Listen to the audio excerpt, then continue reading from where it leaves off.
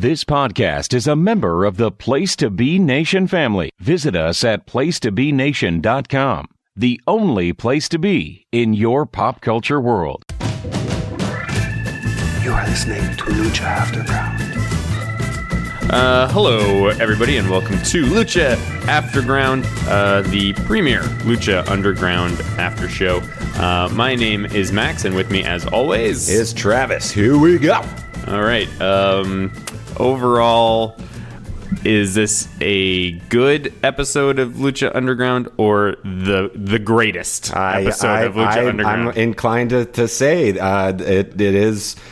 I would almost say a 5-star episode, almost. But I think the biggest wart was the commentary got really bad. It was high concept commentary. Yeah, high concept commentary. It was not.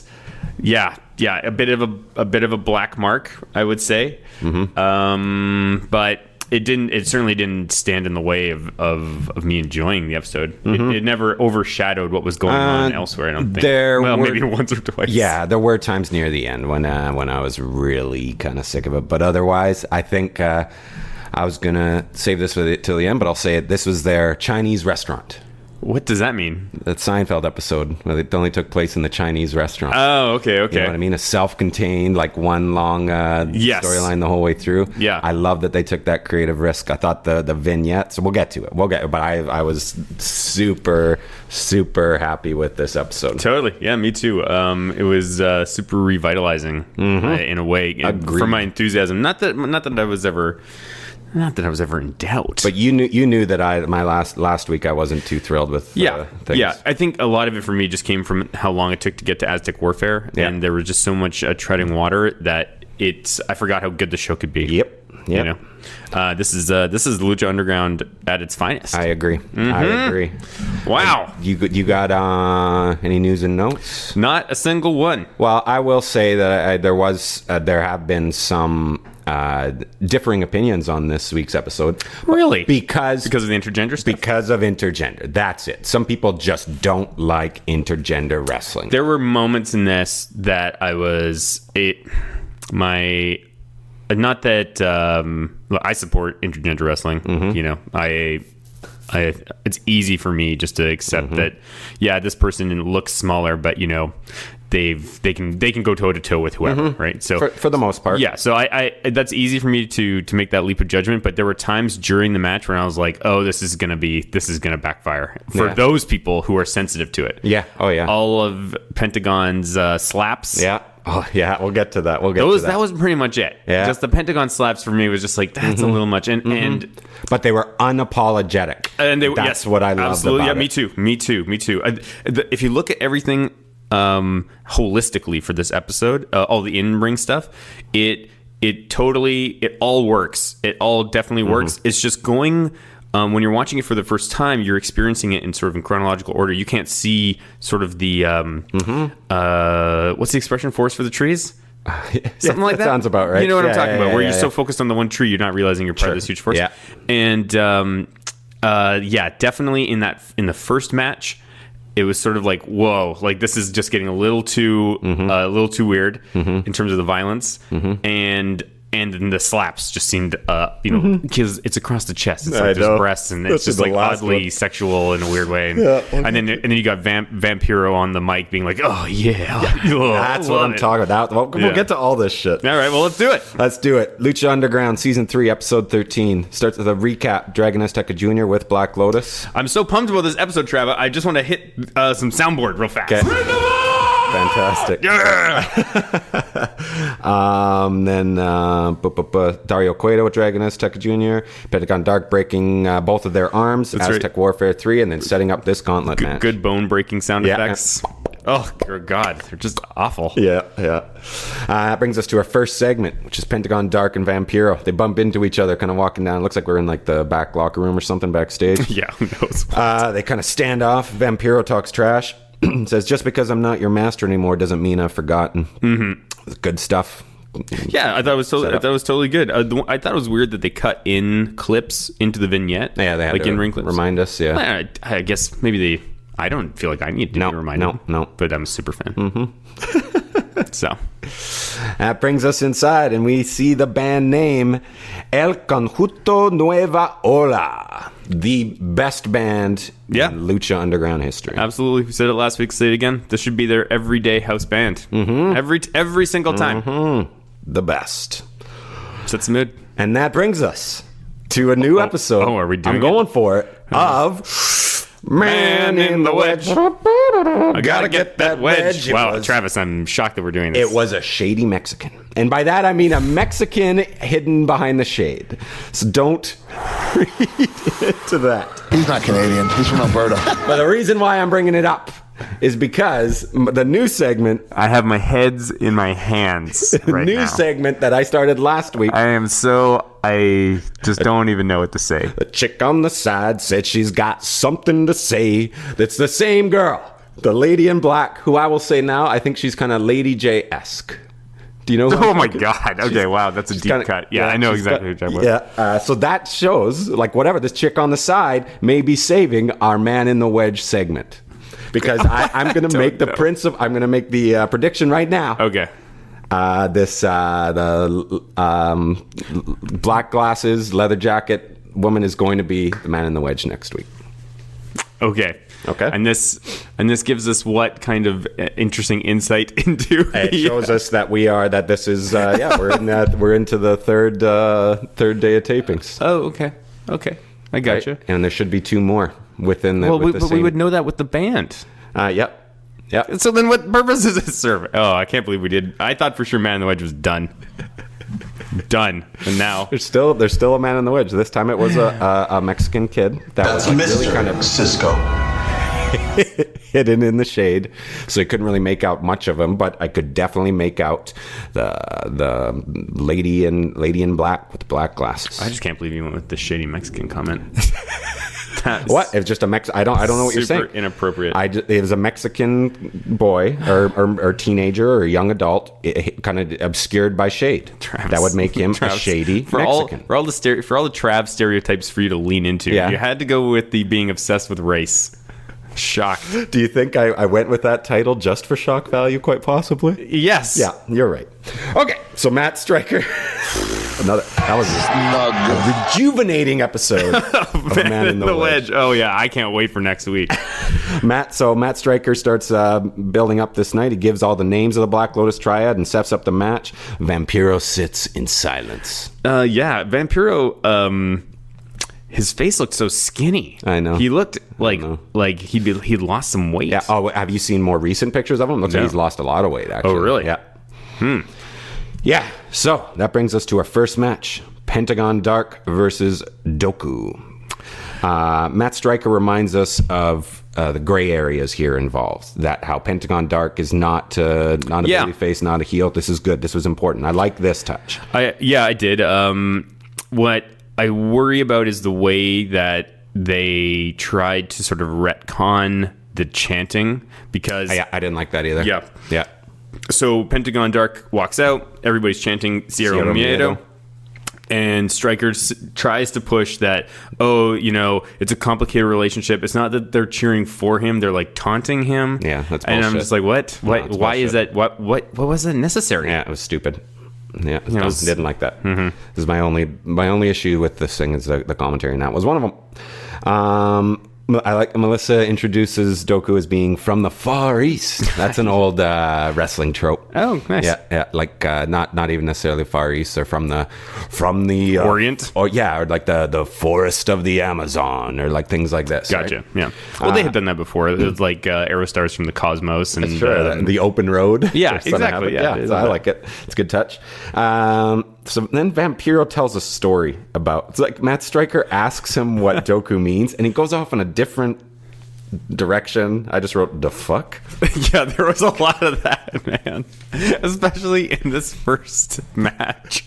he goes off on this really weird description of hell, like samurai cutting heads off, blah blah, and that is what we called hell. Or it was like a soliloquy, I don't know if he wrote it himself. I don't know if it was if it was like some sort of like historical Buddhist parable or something like this. There is a slim possibility that his character is evolving because of what we saw at the very end here. So maybe this is a hint that he's getting more and more nutty cuckoo. Oh, I think absolutely it was. Yeah. But at first, like I said before, it's like if you can't see, you know, the way this whole thing progresses, it progresses in a way that's like you're just not.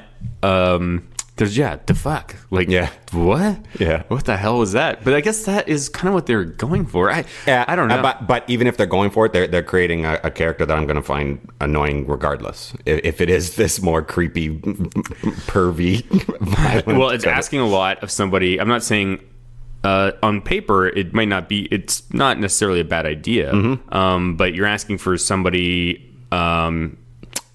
That's a complicated character to pull off. You know, Marty the Moth might be able to pull that off. I don't know if Vampiro can pull it off. I don't know either. But you know, so far it was I don't know. I don't know. It was just confusing, but I also found it very easy to tune it out. Oh yeah. I felt I tuned out just by default because he lost me. Totally. Well, it's weird because like a lot of the time one of the biggest I'm so sensitive to commentary. Like commentary can make and break matches for me so easily. This is why, you know, I push for no commentary. I would like no commentary at all. Just like a separate audio track that you can just flip over to somehow. You know, it's just like no. If I'm going to watch a pay-per-view, I have so many language options. Why can't I just have a no commentary option? This is what I want. Anyways, so I for whatever reason, I think it probably was just because it was so nonsensical at first, and your mind just wasn't prepped for it, that it was just so easy to be like, all right, this whole thing is to just push it aside. It doesn't matter. But it doesn't get any better or less. It stays as convoluted the entire time, except he begins to throw in like sexual oohs and ahs. And that's when it really started. I was just like, shut the fuck up. Anyway, so this match, Doku's striking early. Then Doku's when she shows up and she's wearing the leather jacket on her shoulders. She comes in arms crossed. I was just like, oh, that's so boss. That is so cool. They all had really good presence. Yes, absolutely. And it got progressively better. Yep. But after those a couple early strikes from Doku, there you get that stiff drop kick for Pentagon Jr. and just sent her like across the ring. And here you go. The tone is set for the night. If this is going to make you squeam or squirm or make you squeamish, then get ready, bucko. Totally. It was man, all three of these girls, they can take punishment is so good. Like they just get tossed around. I said it before that you know, it's like they have no bones. It's like they have no bones. They're made of rubber. But they did not hold back. No. Really like paint, like shocking stuff. Shocking for sure. And hey, this is a killing machine of three things that they've hired, and they drew first blood. They came in, I mean, technically. So this is they know what they've signed up for here. Totally. This is where things begin to get a little uncomfortable though, because so we have like a progression here of like, if you look at all three of these matches, this is how I view the sort of the journey that Pentagon goes on, right? The first one is essentially a squash match, okay? And then the second one is a hard-fought battle that he wins, and then the third one is a hard-fought battle that he loses, right? And he's basically at a disadvantage at that point. Because this first one was a squash, essentially. She has some surprising offense early. But then she doesn't get any other offense in, except for at the very top. She got a lot of beat. This is my one real issue with this match is when she hits the spear as like a turnaround kind of thing, because that's a total power move. Like that's the only thing that kind of hurt it for what they were trying to do here. You mean it wasn't believable in terms of the in terms of the strength? You can't. I can justify it in my mind. You know, oh, she's a ninja. Maybe she's got special training. She knows where to hit him. But really that was it. So she comes in, has a couple of hits right at the top, and gets basically destroyed by Pentagon for the remainder of this sequence till she hits the spear. Her elbow drop. She hits the spear, then gets to do one elbow drop. I love that elbow drop. It's amazing. I'd seen gifs of it. I just love it. so she gets a spear, one elbow drop, and then the second one is reversed into him breaking her arm. So really, like, maybe the whole thing was Pentagon basically just taking her to town after being sort of surprised by her offense. Small hope spot. But because, you know, we're experiencing this one moment at a time. There were moments in that when the squash kind of became a little bit too long or something, and it was just like, this is getting a little like bullyish in a weird way. And then the slap across the chest is just like very uncomfortable. Yeah, I don't think you can really justify it because it's not. It becomes a theme. It's. I know. Does he land it on the third? Yeah. On the that third one try? was. Yeah. That was the one where there was. That was like all boob. I know. It was all boob. Yeah, I just don't know, but this is what I'm saying. Unapologetic. And that's. I think. I guess you have to. You're meant to. But and I think they're aware that this is something that's going to create discomfort. Yes, I agree. Totally, that they are definitely aware. I think that was the aim. To some extent, I honestly, dude, I went 3 stars on this opener. I thought it was on the opener, wonderfully booked, believable intergender for the most part, and good heat that fits the story that they're telling. That's a 3-star squash match in my eyes. Yeah, maybe the best squash match ever. Yeah. Outside. Oh my God, bro, he could have killed her. Outside of Goldberg Lesnar, that was the best squash. Oh yeah, oh Jesus, loved it. Okay, great. Yeah, I mean. It's funny when you have this level of talent. These 3 girls are all so decorated and have so much talent that really, I think it should be said that you could have swapped out all 3 of them into these different roles. I don't think so. I think I definitely saw more in Io Shirai at the end. Okay, well, she was... They all have a good presence. She has a star presence, I think. Okay. And we'll get to her. Oh, sure. In terms of presence, I think you're absolutely right. Yeah. But I think in terms of ability, although I don't know if the first 2 would have been willing to do that jump off Dario's office. Man. Trust me. I did. Wait till we get to it. I love that last match. Yeah. Oh, yeah. It was so good. Anything else? Where are we at with this? We're about to go to the next segment. Or unless you have anything else to say about that match? Nope. Next segment is Jeremiah working out and enter Catrina. Yeah. This was a what? Immediately I thought this feels like a retcon for because of what's her name getting hurt. Yes, and so they're having to because remember last after Aztec Warfare 3, when we looked at the description for the next episode, every woman is sexy, every woman is a star. Yes. This scene was supposed to happen in that episode according to the episode description. So there was definitely some last minute shuffling to the point where the official sort of, episode descriptions hadn't been updated. Yeah, interesting. Yeah. But this was information packed all of a sudden. The revelations. She says, you're the one who that brought me here. Yeah, that's crazy. Aren't you happy to see me again? He's like, you're not in love with Ivelisse. You're still in love with me. He wears the stone around his still neck. Wearing her stone. But then she says, I'm in love with someone else. Yeah. You got guesses on that? Well, you would think it's Mil Muertes. That's the obvious one, but I don't think so. Oh, really? Captain Vasquez. They've got the 2 sides of the amulet. They love that makes sense. There. No, I think it's Phoenix. Yes, dude. Oh my God, that's so good. Yeah. Good call. Yeah. Wow, very astute. But this provides... Yeah, this was super dense. Was this more or less? This was so dense with information. It was on the same level as the Cobra Moon drag. The first Drago. The fuck? Draga's been torn apart. Yeah. The one in the bathroom. He's your queen. Vinny Massaro and a pizza. Yeah, totally. What the heck?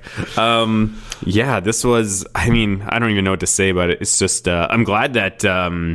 This character is going to have more. Got more of he's got more. He's built into the story more. Purpose, he's not just somebody's going to show up and then leave or something. We'll see. We'll see. He's not just a carny. Yeah, that's what I thought he was forever. The you know who I bet you she's in love with? Phoenix is a great guess.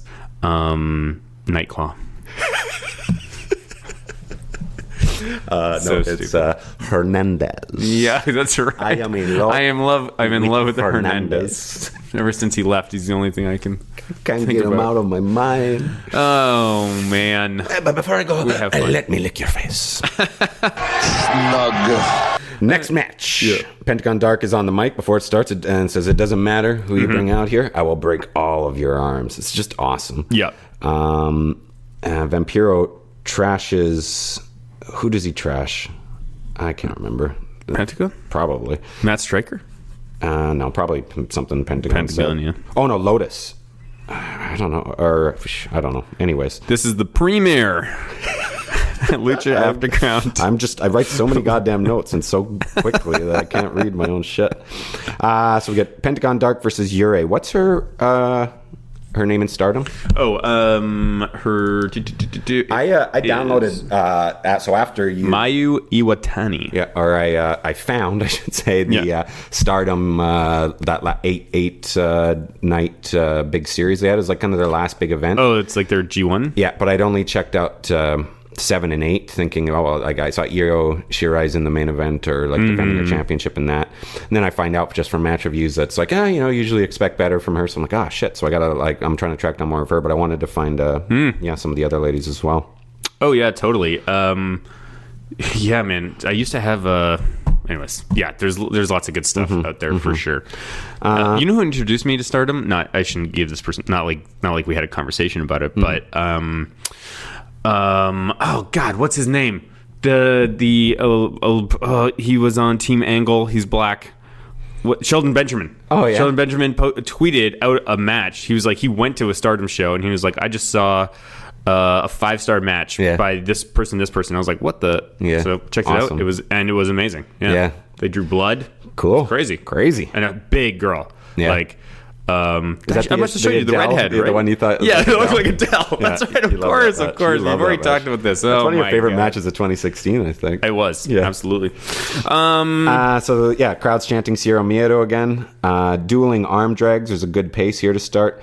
Vampiro decides that he needs to point out his Japanese tattoo. I know. And it's just like blah. You're a awesome crossbody to the outside. Here's where Vampiro starts to like the violence. Yeah, she this performer had so much great attitude. She was loving the violence. Great facials. Facials. Yeah. I thought that bell spot sucked. That didn't work. Yeah, I wrote that down too. That actually, that could have benefited maybe from a sound effect. Yeah. You can't actually see it. It was pretty dark in there too. Yeah. It was just but also, she just wasn't. She was kind of holding back because you can't smoke somebody. You can't sell a bell to the head. You can't kill people. No, you can't kill people. But we did get the second "This Is Awesome" chant tonight. Crowd is way into this. That's mind blowing stuff. Back in the ring, Pentagon Dark catches her in a half crab. I know you've always got room for those. I've always got room for a half crab. Into a leg lock. And then Vampiro gets into another round. Let me tell you something about the dark side. I know. It's like you learn to take the pain. God, shut up. Maybe that's what I wanted you to add to the take the pain. Take the pain. You also had one where the crowd is doing like, "This is awesome." He's like, "Yes." Or he's like, "Awesome. It is." I gotta throw that in the sound. So he sets her up on the ropes for chop number 2. She hits a nice Rana off the top, followed by a double stomp into a near fall. So this makes sense if they're starting to wear him down. Awesome spinning DDT is like a double spin on it. Yeah, around the world, baby. Goes to the top, and Pentagon catches her into that finisher and breaks arm for win number 2. A great finish on this one, I thought. Oh yeah, the fact that he could catch her like that, that's got to not just catch, like just imagine catching somebody, but caught her perfectly into in that position. Like, whoa! Gotta say, went another 3 stars on this. This was only 3 stars. Wow. Yeah, I thought. Well, here's the problem. I thought at this point it was getting a little repetitive. You could, like I said, you could start to see him wearing things down, and also that bell spot really sucked, and that kind of took me out a little bit. But at this point, I'm like, I'm loving this app. I wrote it down here. Loving this app. Yeah, totally. And that brings us to our next match. Pentagon Dark versus Hiro Kirai. Well, don't we have a... And then we go to break. Yeah, okay. So I think right now, we should go to break. We should go to break. All right, here is a message from Place to Be Nation. Promotional consideration paid for by the following. Voice of Ring of Honor's Kevin Kelly here. I just want to make sure you're all subscribed to all of our great feeds here at Place to Be Nation. Now, it's really easy to do. Just head to iTunes or your preferred podcatcher app today and search for and subscribe to the Place to Be Nation Wrestling feed, Place to Be Nation Pop feed, Pro Wrestling Only feed, and, of course, the Kevin Kelly Show feed. which includes the full archives of my podcast. Subscribe, listen, and then rate us and leave feedback today. And of course, as always, enjoy all the great action of Ring of Honor Wrestling and everything presented to you on PlaceToBeNation.com. Place to Be Nation's JT Rozzero here, and I want to let you know that we have a ton of great podcasts available to you on iTunes, Stitcher, Google Play, and PlaceToBeNation.com, and we offer them to you across 2 great feeds. On the Place to Be Nation Wrestling feed, you can check out Scott Criscolo and me on the Mothership, the Place to Be podcast with our famous Vintage Vault pay-per-view reviews. PTBN also covers current-day wrestling with the smash hit Clotheslines and Headlines, our steady veteran main event, and the beloved monthly pay-per-view reaction shows with immediate feedback on all pro wrestling super shows. Relive wrestling's past with our monthly pay-per-view rewind series led by Ben Morse, the always contentious Dangerous Alliance podcast, and Survey Says, a fun look back at the good, bad, and ugly of WCW. On our very popular Place to Be Nation Pop podcast feed, we offer such great shows as the Glenn Butler Podcast Hour Spectacular, Rank and File, NBA Team, Lucha Undead, Geek and Sassy, and a veritable podcast heaven for comic fans with hard-traveling fanboys, Sellers Points, Todd Weber's Conversation, and Imaginary Stories. Subscribe to both of those feeds on iTunes and rate and leave feedback for us as well.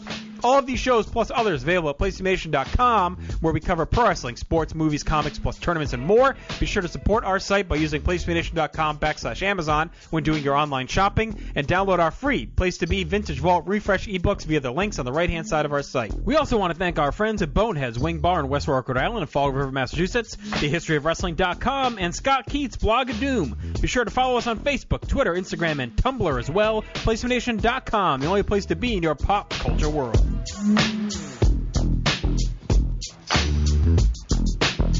The PWO PTBN feed has changed its name. Now it will be known simply as Pro Wrestling Only, so it should be easier to find and indeed to say.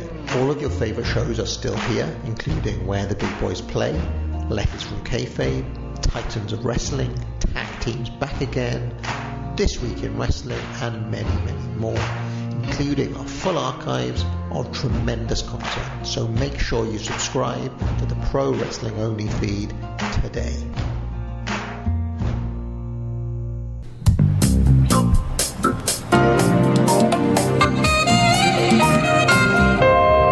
So Travis, you had homework from last week, which was to decide if what was it called, Lucha City Nights? Lucha City Nights. If Lucha City Nights is a half an hour sitcom, or if it is a hour-long crime procedural. What did you land on? I think I've decided it's closer to like Barney Miller. Do you remember Barney Miller? But that was a comedy, wasn't it? Yeah. Okay. I think it's a little closer to that, but still shot and looks like Taxi.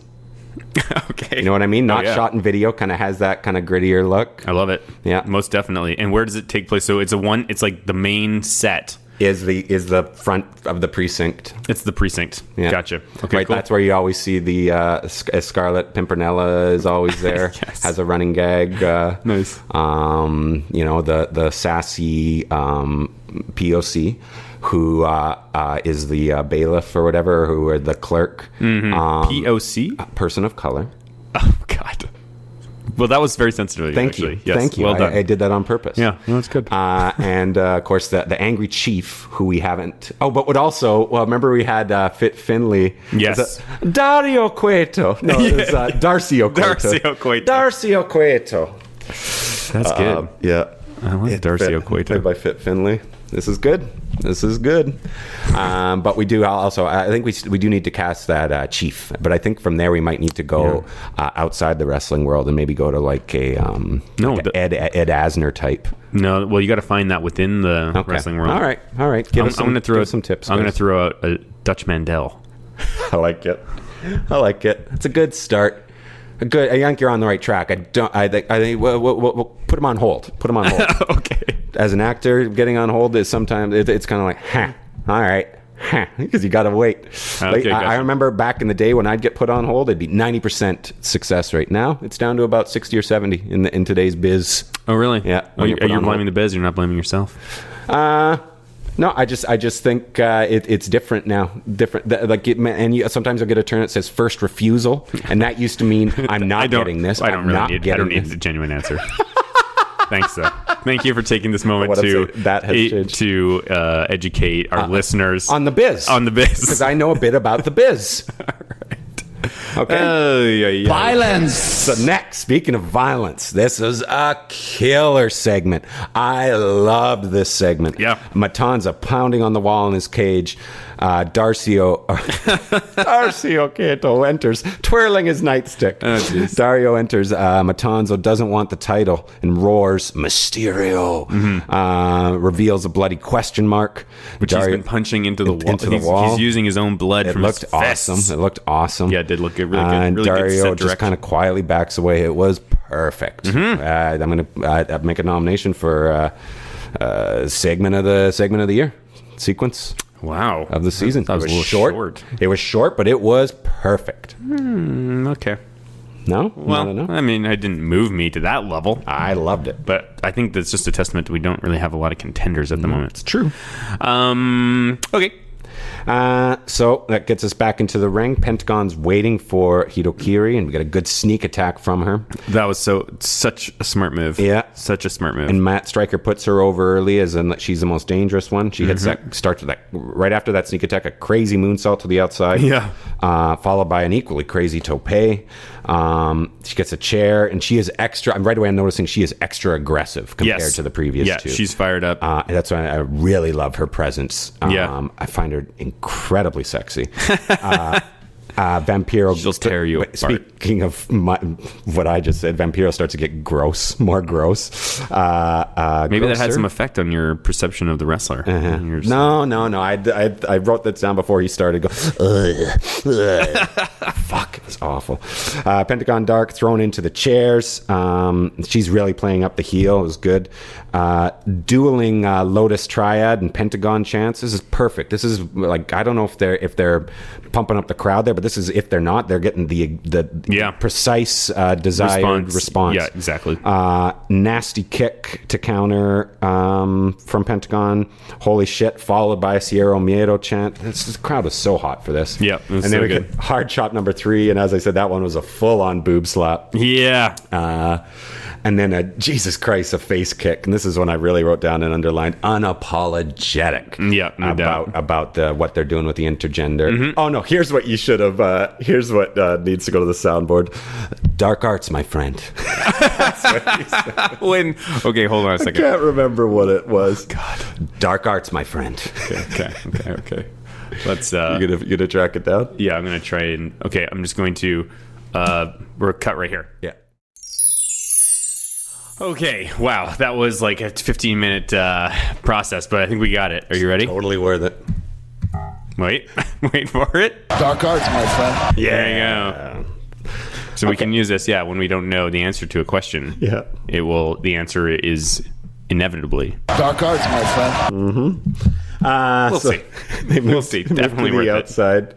Hiro Kirei's thrown into the chairs, and then a choke with the cable spot, which was again also kind of Cable spot, I don't know how I felt about either. That made me a little queasy, especially because I was actually thinking that's how he was going to win. Yeah, I thought that was going to be the finisher. it was a little more extended than it needed to be. Yeah. Great crowd reactions. The ass shot with the chair. Pentagon Dark sets up the chair and then starts to get really stiff with Hitokiri. Builds heat, another throw into another part of the seats. And Oh my god, her being thrown into the seats just looked brutal. Tremendous. Man, these girls really showed up and committed to this. And then he hits his arm cross pose. I really like that. That's like on his t-shirt and stuff. T-shirt, crazy stuff. Pentagon Dark hits an AA on her onto the concrete where he's peeled back the thing. And here's where Vampiro starts breathing through his teeth. Ugh, so off-putting.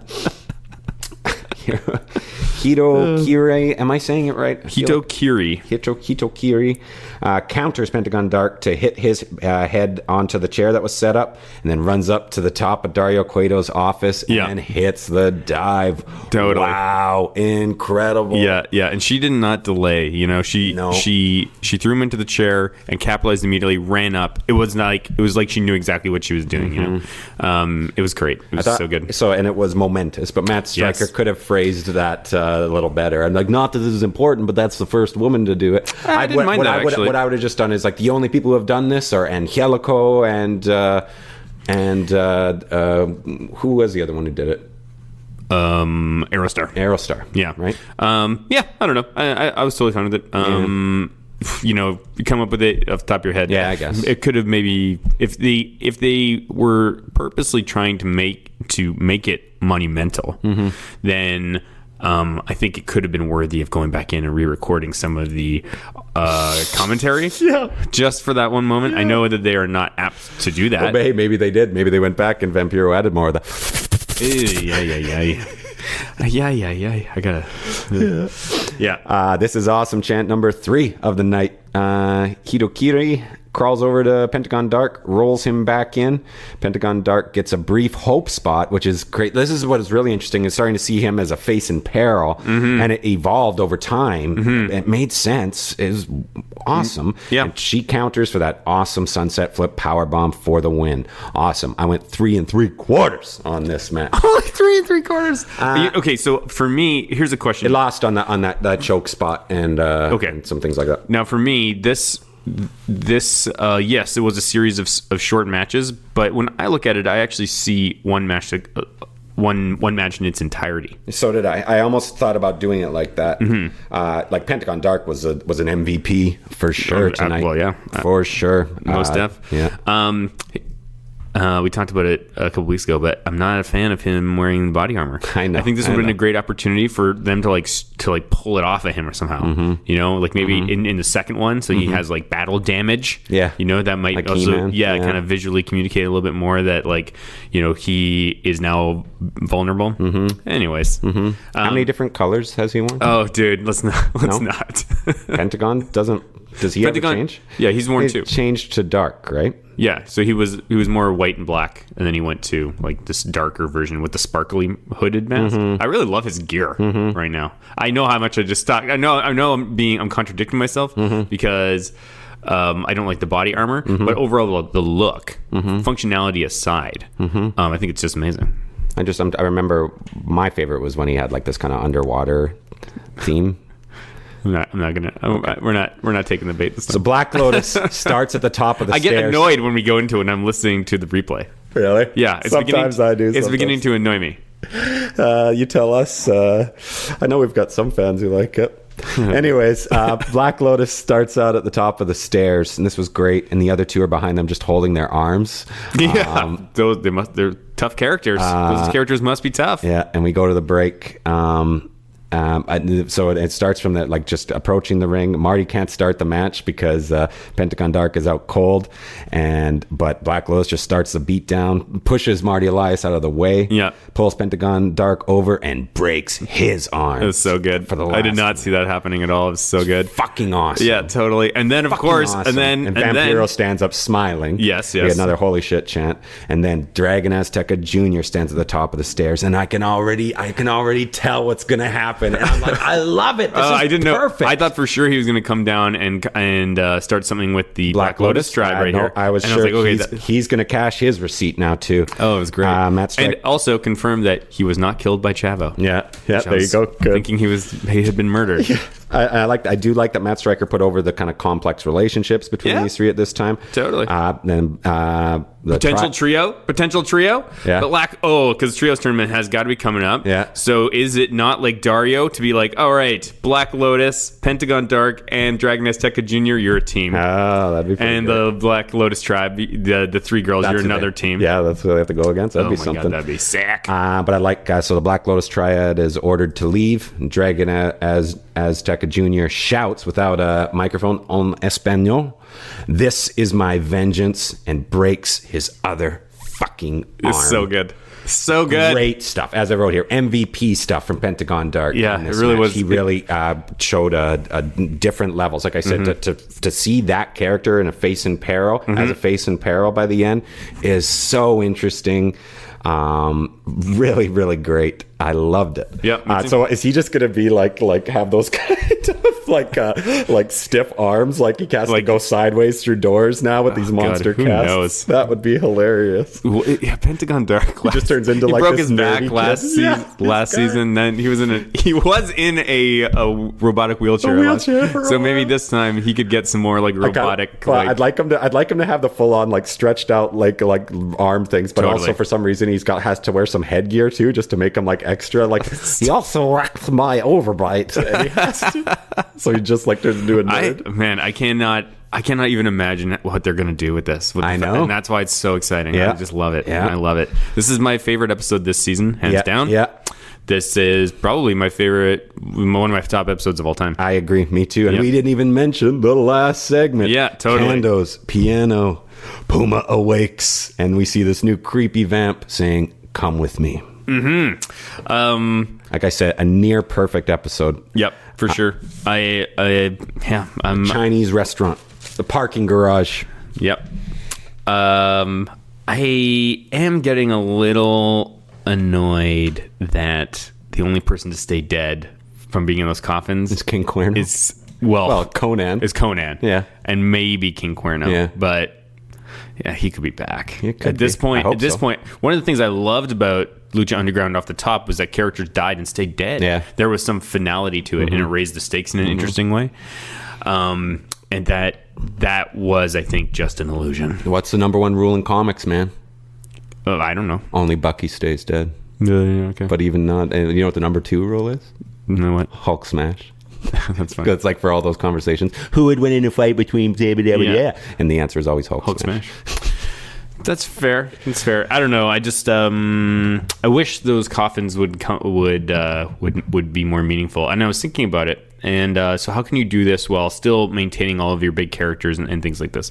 So how about you would it be too weird for there to be grave consequences like squash match from time to time?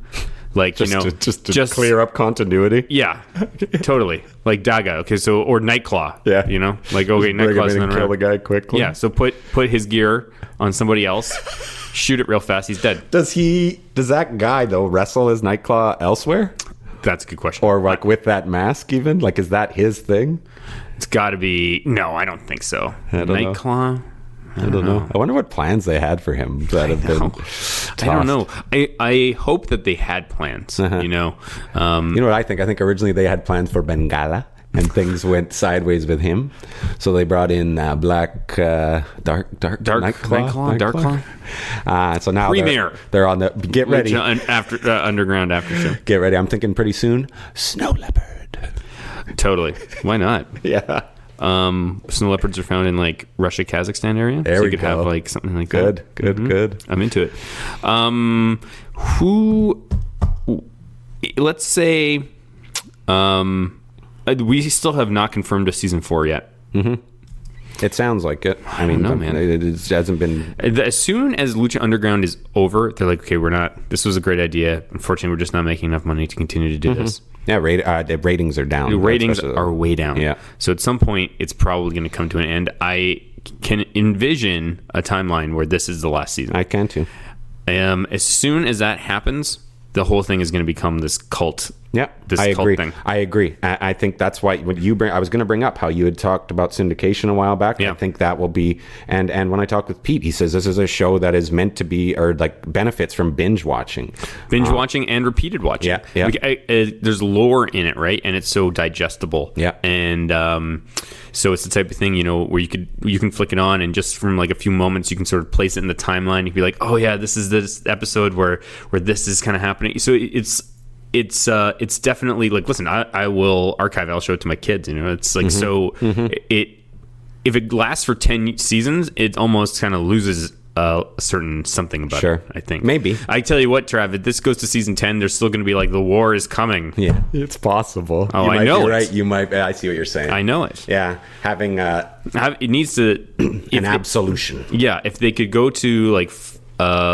maybe 5 seasons, I think that and have it come to a conclusion. Yeah. And then maybe you could do something like a movie, and then you could take the whole team and you could just be like, okay, well, Lucha Underground is over, but the show, now we're just going to adjust it, and there'll be a new show the next season. You can have different performers, you can have different storylines, different setting, who knows what. Yeah.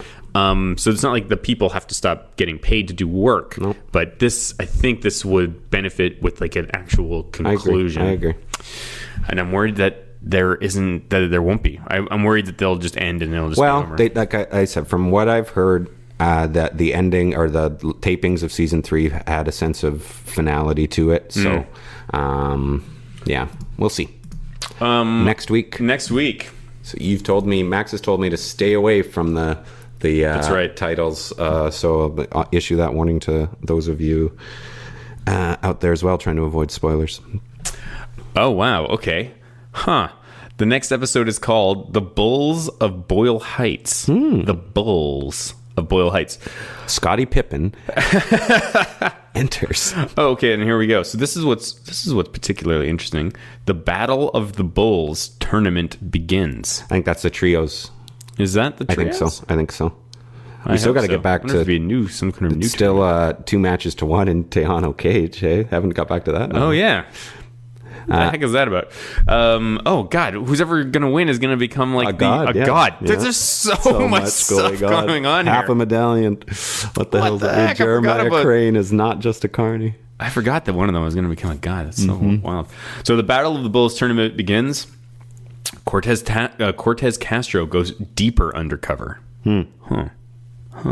And Cobra Moon tells the history of her tribe. Looking forward to that. Yeah.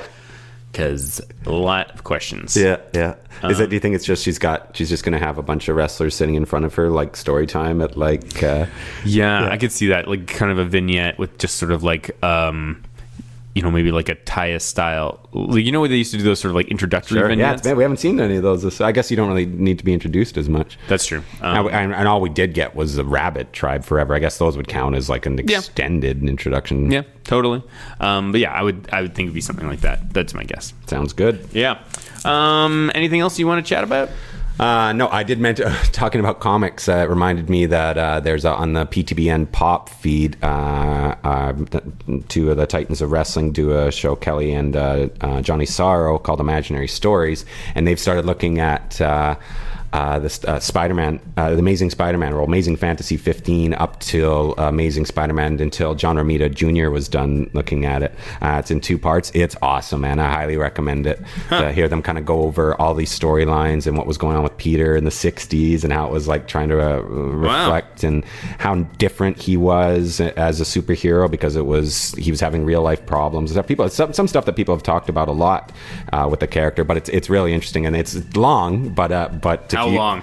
3 hours. I'm not gonna just have it on in the background. I think 3 hours long. I'm gonna tell you, start it, see where it goes. See if you want to keep listening. I didn't think I'd listen to all of it, but I ended up really, really enjoying it. So I will recommend it because they are part of the Place to Be Nation family, Max. Sure. Yeah, hey, for sure.